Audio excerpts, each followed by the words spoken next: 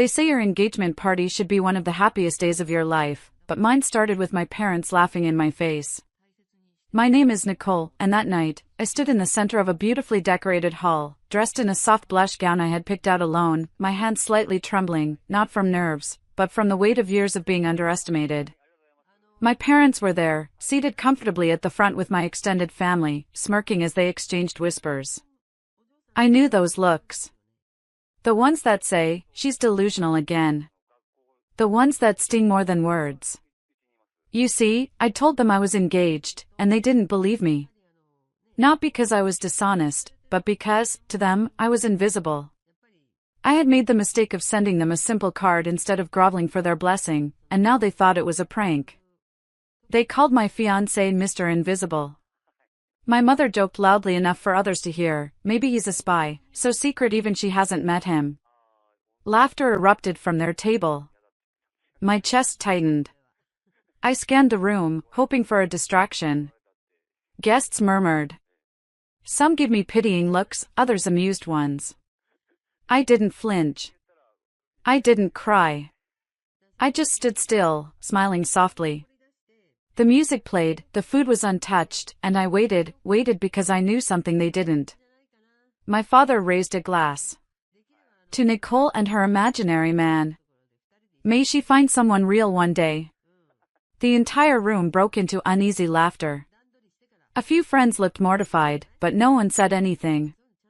Just as I opened my mouth to speak, not to defend myself, but maybe to quietly excuse myself, a low rumble shook the air. People looked around, confused. The laughter died. That's when we heard it. The unmistakable sound of a helicopter. Chairs scraped back. People ran to the windows. A sudden gust of wind blew in as the doors burst open. And there, walking through the chaos like a scene out of a movie, was Adam. Sharp black suit, windswept hair, and a look in his eyes that went straight to my soul. He stopped just short of me, gave me that familiar half-smile, and said, "Sorry I'm late, dear." Traffic in the sky was terrible. Silence. Dead. Stunned. Silence. My mother's face turned the shade of milk. My father's jaw hung open. All those who had laughed stared in wide-eyed disbelief as Adam leaned in and kissed my hand like I was royalty. He turned to the room. "Thank you all for coming to celebrate our engagement." Nobody clapped. They couldn't. They were too busy choking on the pride they'd swallowed their whole lives. And me? I didn't gloat. I didn't look at my parents. I simply smiled at Adam and whispered, "You're right on time." I finally felt seen. Not because of the helicopter. Not because of the shock value. But because I had stayed silent through all their noise, and in the end, the silence spoke louder than any scream. Long before the helicopter blades cut through the air, before the silence at the engagement party made the earth feel like it shifted, there were years of quiet tears, invisible bruises, and a constant ache in my chest that came from being the lesser daughter. My parents didn't hate me, they simply never saw me. That was the root of everything. I wasn't the beautiful one. I wasn't the talented one. I wasn't the one they paraded around at dinners or gushed over to family friends. That was my sister, Claire. Claire had always shined, and I had always been her shadow. When we were kids, she won spelling bees, dance medals, and hearts. I brought home art projects and small victories from school, only to be met with distracted nods or the infamous, "That's nice, Nicole." On my 13th birthday, I remember giving my mother a handmade bracelet. She smiled, placed it on the kitchen counter, and went back to watching Claire twirl in her new ballet outfit. She never wore it. I found it a week later at the bottom of a drawer full of batteries and old receipts. It wasn't just the little things. It was the way my father introduced me to people. "This is Claire," he'd say with a beaming grin. Then, gesturing to me like an afterthought, "And this is, the quiet one." The quiet one. It wasn't meant to hurt, but it stayed with me like a birthmark. At every gathering, I became the one who fetched drinks, who cleaned up plates, who disappeared into the background so Claire's spotlight wouldn't be disrupted. Even in adulthood, the pattern continued. Claire got into a big university. I got a scholarship to a smaller school, and when I told them, they said, "That's good, too. Not we're proud of you, not you worked so hard." Just too, like my life was a cheap imitation of hers. They didn't attend my graduation. They were on a cruise with Claire and her boyfriend. When I got my first job, they asked, "Will you be able to keep up?" When I got promoted, they didn't ask what I did, they asked if it meant I'd finally move out of my shared apartment. Every success was minimized. Every milestone was a footnote. But the worst moment, the one that carved itself into me like glass, was the day I told them I was in love. It had taken everything in me to say it. We were having dinner at a restaurant Claire had picked. She and my parents were talking about her upcoming trip to Europe, and I sat quietly, watching them laugh. Then I said, "I've met someone." They paused. Then, as if on cue, they laughed. My father asked, "What's his name?" "Mr. Online?" Claire added, "Do you mean the guy who delivers your groceries?" I tried to explain that Adam was real. That he was kind, brilliant, and everything I had dreamed of. But their ears were closed. Their minds made up. They didn't believe I could be loved like that. They didn't think I was worth it. That night, I went home and cried quietly in the bathroom. Adam called, and I told him everything. He didn't speak for a moment, then said, "Let them laugh now. One day, they won't know what hit them." I didn't know then what he meant. But I remembered every wound they gave me, every sarcastic chuckle, every time I was overlooked, every celebration they skipped. And I kept it all inside, not with hatred, but with something colder, something sharper, silence. The kind of silence that waits. And then strikes when the time is right. I remember the night I finally decided to make the announcement at the engagement party. It was a moment that had been long overdue, but the anticipation, the fear, the thrill of finally standing up to my parents, all of it had me feeling both powerful and vulnerable. It wasn't the grand party I had envisioned as a little girl. There were no shimmering lights, no extravagant decorations. The room was filled with the same faces that had always been a part of our life, family friends who saw me as the quiet one, the girl who didn't have much to say. But this time, I was prepared to change that. To make them see me, truly see me. The plan had been simple. I would announce my engagement, and I would introduce my imaginary groom, Adam, whom they had never met. And it was no coincidence that I chose this moment. The first step toward my silent revenge was to take control of the narrative. I was done being overlooked, done being the joke. I had rehearsed the words, but nothing could prepare me for the moment I saw them. My parents, laughing and chatting as though everything was normal, their eyes not even noticing me at first. Claire, of course, was the center of attention, as always, with her perfect smile and her sparkling engagement ring. She had been engaged for months, but her excitement still shone through, as if the world revolved around her. That's when I decided to speak up. "Actually," I said, standing from my seat. All eyes turned toward me, some out of curiosity, others in mild confusion. "I have something to announce." My voice was steady, calm, far different from the trembling girl I used to be. This time, I wasn't asking for approval. I didn't need it. I didn't care if they laughed or dismissed me again. This was my moment. "I'm engaged too," I said, trying to ignore the flicker of surprise in their eyes. My parents exchanged a glance.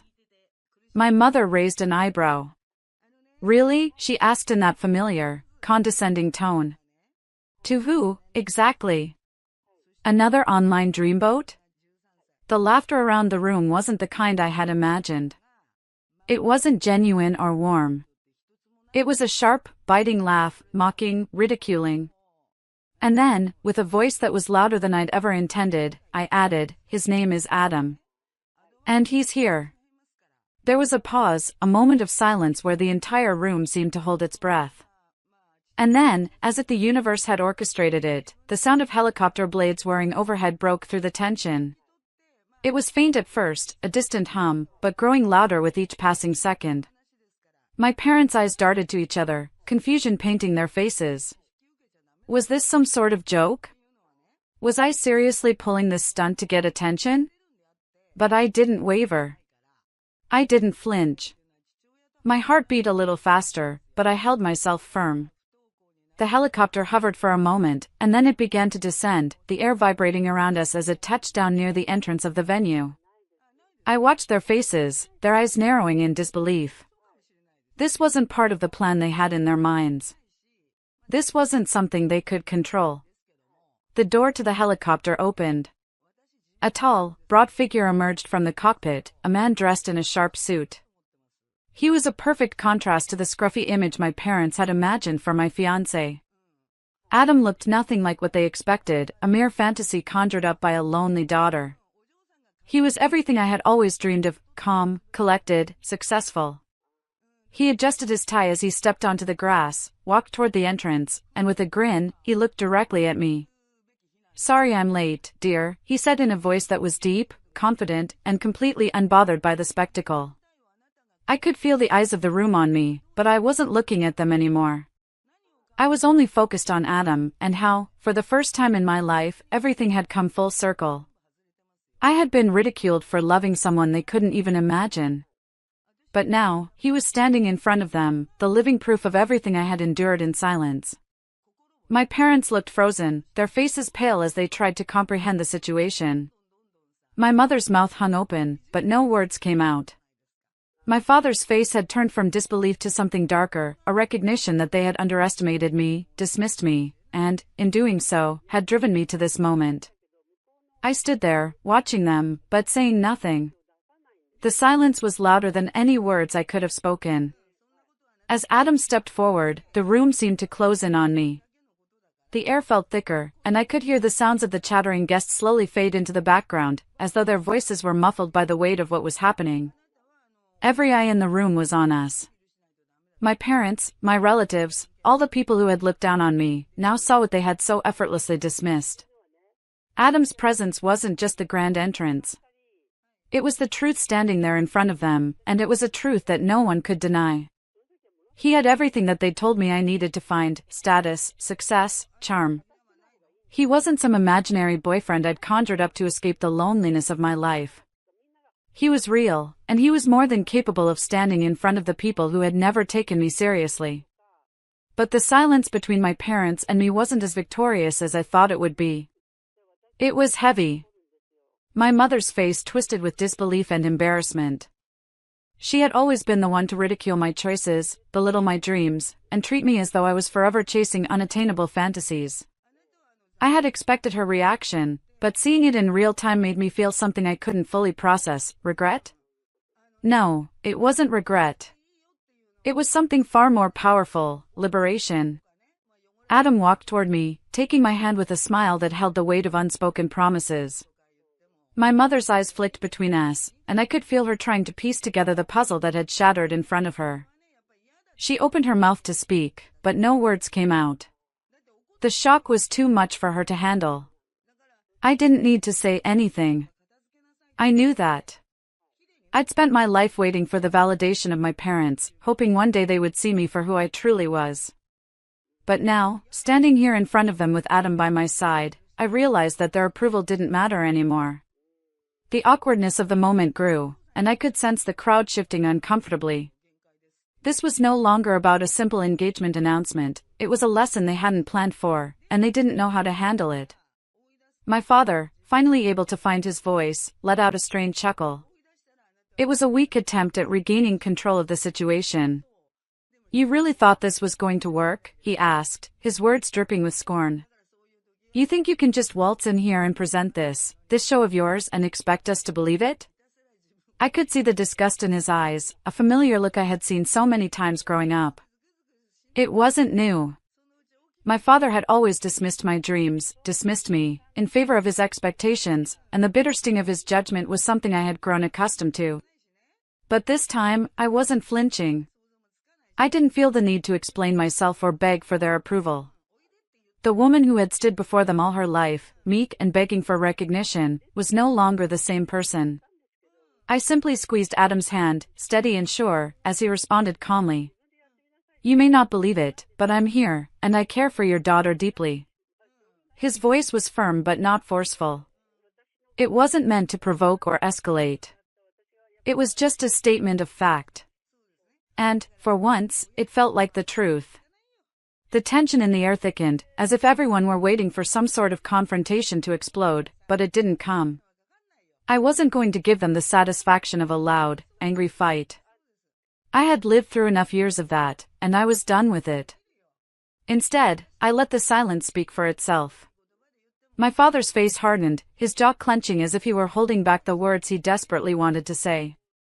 But there was something in his expression, something about the way his eyes shifted from anger to a dawning realization, that made me realize this wasn't just about me anymore. It wasn't just about my engagement. It was about everything he had dismissed in my life, everything he had underestimated about me. They had spent so long mocking me, laughing at me behind closed doors, convincing themselves that I would always be the weak, quiet daughter. They had no idea that all those years of silence had been me building something stronger than they could ever have imagined, my own strength, my own sense of self. I didn't need to say a word. The quiet defiance, the dignified silence, was my statement. And in that silence, I watched as my father's expression shifted, slowly, uncomfortably, as though he were finally seeing me for the first time. But it was too late. The truth of the moment wasn't lost on anyone. The room was still, suspended in time. My parents stood there, frozen, their expressions a blend of disbelief, frustration, and something else, a fleeting recognition of the consequences of their years of neglect. I could feel the weight of their gaze, and it stung more than I wanted to admit. They were silent now, no longer making their usual cutting remarks, no longer pretending they were above me. The charade had ended, and we were left standing in the wake of their disillusionment. Adam, ever the steady presence by my side, didn't move. He didn't say anything further. He didn't need to. His presence was enough. As he stood with me, I could almost sense the ripple of tension running through the crowd. They had come here expecting a simple announcement, maybe even some drama to entertain them, but instead, they had witnessed something far more powerful, something that no amount of family dynamics could take away. I turned my attention back to my parents. My mother's face had gone pale, her hands trembling slightly as she fumbled with her drink. She looked as though she had seen a ghost, and perhaps, in a way, she had. The daughter she had so easily dismissed and belittled over the years was no longer the same person. I had become someone unrecognizable to her, strong, unapologetic, and willing to stand in front of the people who had once controlled my every move. I had expected anger from her, expected her to lash out and try to put me in my place as she had done countless times before. But instead, there was something closer to regret in her eyes, something deeper that I hadn't anticipated. She wasn't angry at me anymore, she was angry at herself, for the years she had spent trying to make me fit into a mold that never suited me. For the first time in my life, I didn't feel the need to explain myself to her. I didn't need to justify my choices or my engagement to her. It wasn't about her approval. It was about me finally stepping into the woman I had always been, regardless of whether or not she saw it. I had been the quiet daughter, the one who lived in the shadow of their expectations. But no more. And then there was my father, his face a storm of emotions. He was silent, his jaw clenched as he looked at Adam, then back at me. I could see the struggle in his eyes. He had always been the one who held the power, the one who made the rules. But now, I was no longer playing by those rules. My life, my decisions, my happiness, none of it had anything to do with him anymore. I had taken control, and that realization seemed to terrify him. It was in that moment, as I watched my father's face contort with the emotion he couldn't voice, that I realized something profound. I didn't need him to apologize. I didn't need him to validate my choices. What I needed was this quiet, dignified silence that spoke volumes, that sent a clear message without a single harsh word being exchanged. I had finally learned how to stand up for myself, not through confrontation or anger, but through the power of simply existing as I was. The tension in the room continued to simmer, but it wasn't the kind of tension that led to chaos. It was the kind of tension that left people questioning their own beliefs, their own judgments. And that, in its own way, was far more powerful than any explosive outburst could have been. I glanced around the room, catching the eyes of a few relatives who had always sided with my parents, and I saw something there, something I hadn't seen before. Maybe it was pity, maybe it was something akin to respect. Either way, it didn't matter. What mattered was that they saw me differently now. And that feeling of being seen, truly seen, was all I needed. Adam squeezed my hand once again, his touch reassuring, his presence grounding. I didn't need to say anything to him. He had been here for me in ways no one else had, and his support was the most important thing in this moment. But even as I stood there with Adam by my side, I couldn't ignore the gnawing feeling deep inside. Was this truly over? Had I finally severed the ties with my parents, or was this just another chapter in an ongoing cycle? The truth was, I wasn't sure. I didn't know if this was the end of our story or just the beginning. But I did know one thing: I had taken the first step toward freedom, toward self-respect, and that felt like victory enough. As the room slowly came to life again, I didn't wait for anyone to say anything more. I simply turned and walked away from the tense atmosphere, leading Adam toward the exit. We didn't need to be a part of the circus anymore. I had my own life to live, and I wasn't going to waste it waiting for approval from people who never cared to understand me. The car ride away from the venue was oddly calm. The world outside seemed to blur as the soft hum of the engine filled the space between Adam and me. I couldn't help but reflect on the moments that had just transpired, the impact of what had just happened still settling inside me. It was strange, this feeling of quiet victory. For years, I had waited for the right moment to stand up to my parents, but when it finally came, it wasn't in the form of an explosive confrontation. It wasn't in shouting or demanding an apology. It came in the form of simply existing, of refusing to be invisible anymore. As I sat in the passenger seat, staring out of the window, my mind kept replaying the moments from the party, the expressions on my parents' faces when Adam had arrived. There had been no need for harsh words. No need for me to try and prove anything. The look of shock on my mother's face, the silent struggle I saw in my father's eyes, it had all been enough to show them that I was no longer the same person they could control with their judgments and expectations. I turned to Adam, his eyes focused on the road ahead.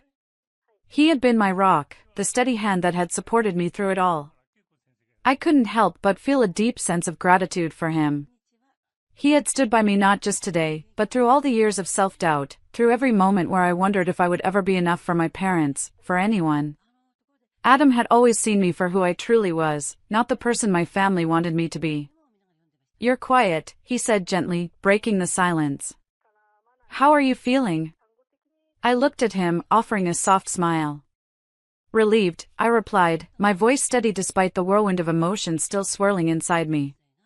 Relief that I finally did it, that I stood up for myself without needing to scream or fight. He nodded, his expression understanding. It takes more strength to walk away from the fight than to engage in it. You did the right thing. I looked out the window again, the streets passing by as I thought about his words. How many times had I tried to please them?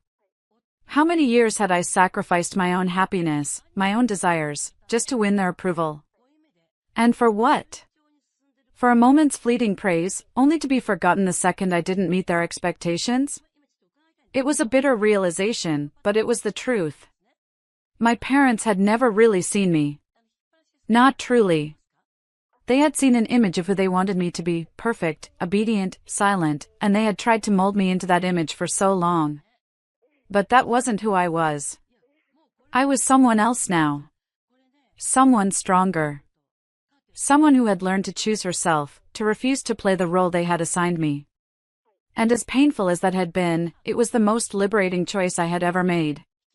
Adam took a turn, and we were soon on the outskirts of the city, the lights of the party now a distant memory.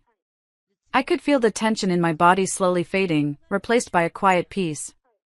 It wasn't that everything was magically fixed. It wasn't that my relationship with my parents had been instantly repaired. But it was the first step. The first step toward reclaiming my life, my happiness, and my sense of self-worth. "We have each other," Adam said, his voice soft but firm. "That's all that matters. The rest of them, they'll have to deal with their own choices." I felt a surge of warmth flood through me as I reached out to squeeze his hand. He was right. For so long, I had been focused on what my parents thought, on what they expected. But now, I was free to live for myself. To build a future that didn't depend on their validation. To create a life that was mine, one where I could be loved, accepted, and cherished simply for being who I was. The car was quiet again, but this time, it felt peaceful. It felt like the calm after a storm, like everything had finally settled into place. I wasn't broken anymore. I wasn't the girl they had tried to break. I was stronger than I had ever been, and I was ready to face whatever came next. I had learned the most important lesson of all, that my happiness didn't lie in their approval, and it never had. We were almost home now, and I could see the lights of our little house glowing in the distance. My heart swelled with a sense of contentment I had never known before. The battle wasn't over, but I had already won. And that, I realized, was all I needed. The next morning, the weight of the previous night's events settled in slowly. I woke up, not to the frantic rush of emotions that had plagued me before, but with a sense of clarity that felt almost foreign. The silence in the house was peaceful, a stark contrast to the tension that had filled my life for so long. Adam was already awake, working on his laptop at the kitchen table. He looked up when I walked in, offering a soft smile that seemed to ground me in this newfound reality. "Morning," he greeted me gently. "How are you feeling today?" I paused for a moment, considering the question. "I think I'm finally seeing things clearly," I said, my voice steady. "Last night, I realized something important. For the first time in my life, I don't need their approval. I don't need to prove anything to them." Adam nodded, setting aside his laptop to give me his full attention. "That's huge. But it's not easy, is it?" I shook my head, the truth of it sinking in even more deeply now. "No, it's not. For years, I've been so focused on earning their love, trying to get them to see me as I am, but it never worked. They couldn't see me because they were too busy trying to mold me into their idea of who I should be. The realization was a painful one. My parents had always seen me as a project, an extension of their own desires and dreams, rather than as an individual with my own wants and needs. They had loved me, yes, but only in the way that suited them. I wasn't allowed to be flawed, to be imperfect, to be different from what they had envisioned. As I sat across from Adam, I found myself recalling moments from my childhood, moments where I had tried to fit into their expectations. I remembered the times I had bent myself in every direction to make them happy, pushing aside my own desires, my own dreams, to align with what they thought was best. I thought about the countless times I had been praised for my achievements, only to feel empty inside, knowing that I wasn't truly being seen for who I was. But the flashbacks weren't painful anymore. They were just memories, lessons learned. They were part of my story, but they no longer defined me. "I've spent so much of my life trying to make them happy," I said, my voice quiet but resolute. "But in doing so, I lost myself. I lost my sense of who I am." Adam reached across the table and took my hand in his. "And now you're finding yourself again. That's all that matters." The words sank in, a profound sense of peace washing over me as I thought about how far I had come. Last night, I had not only stood up to my parents, but I had also stood up for myself. I had chosen to live for me, not for their approval, not for their expectations. But as much as I had grown, I knew that there was still one final piece to the puzzle, one final step I needed to take to solidify my peace. It wasn't enough to just walk away from them, to sever the ties that had bound me for so long. I had to let go, truly and completely, of the guilt that had kept me chained to their expectations. I had to forgive myself. It wasn't about forgiving them, at least not yet. They had their own journey to go on, their own reckoning to face. But I had to forgive myself for the years I had spent living for their approval, for the part of me that had been complicit in the cycle of toxicity. I had to stop blaming myself for their failures as parents, for the ways they had tried to control me. In the silence of the kitchen, I took a deep breath and made a promise to myself. I would never again let their opinions dictate my worth. I would never again shrink into the background of my own life, hoping for their validation. I was worthy, just as I was. The rest of the morning passed in a blur, and before long, the sun had set. We had gone about our day, running errands and taking time for ourselves, but in the back of my mind, I knew something important was still waiting to happen. My parents had to confront the truth of their actions. They had to face the consequences of their words and their expectations. That evening, as we sat on the couch together, the phone rang. My heart skipped a beat as I saw the name on the screen, my mother. I took a deep breath before answering, bracing myself for whatever she would say. "Hello?" I said, keeping my voice neutral. Are you okay?" My mother's voice trembled on the other end. There was a pause before she added, "We've been thinking about last night, and we want to apologize." The words were barely out before I felt a surge of anger and hurt rise within me. But I stopped myself. I didn't need to react. I didn't need to lash out.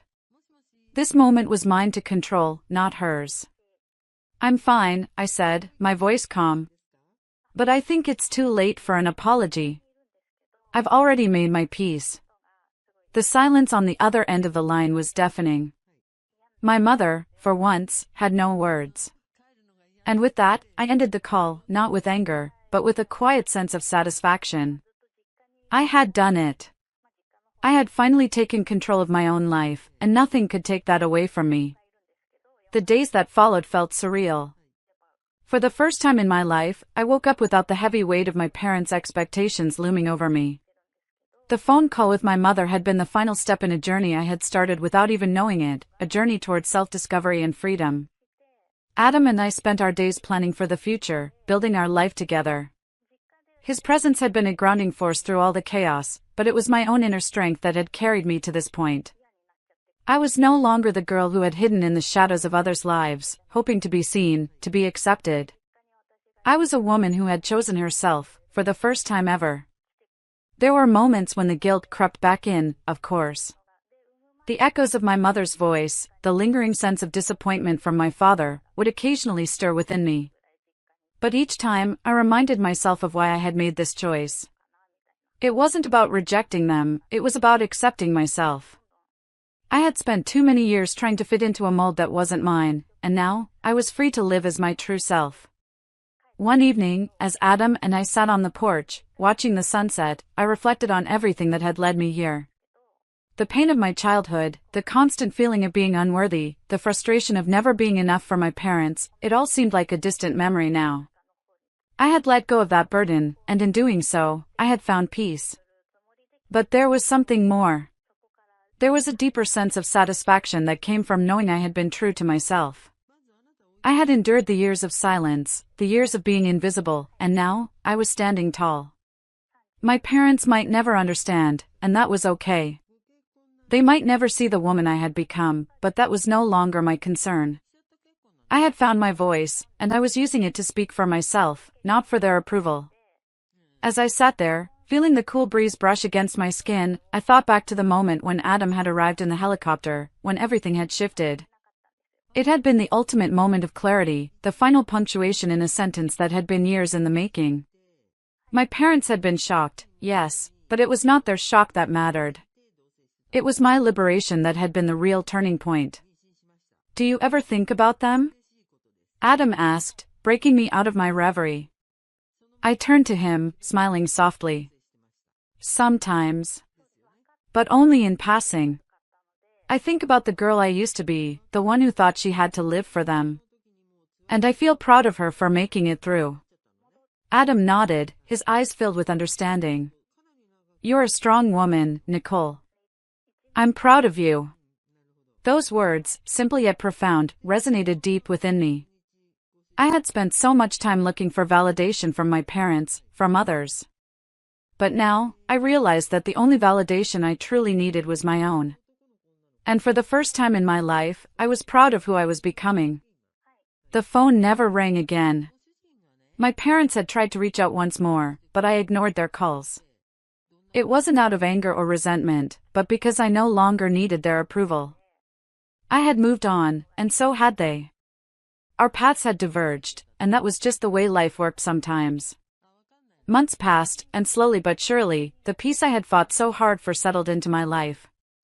Adam and I continued to build our future, and I found joy in the simple things, quiet mornings, spontaneous adventures, and most importantly, the freedom to be myself without fear of judgment.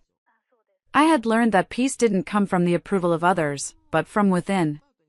And though my parents had never truly apologized, I realized something crucial. Their failure to understand me wasn't my burden to carry anymore. The silence I had given them was the most dignified form of revenge I could have chosen. It wasn't about getting back at them, it was about letting go of the power they had once held over me.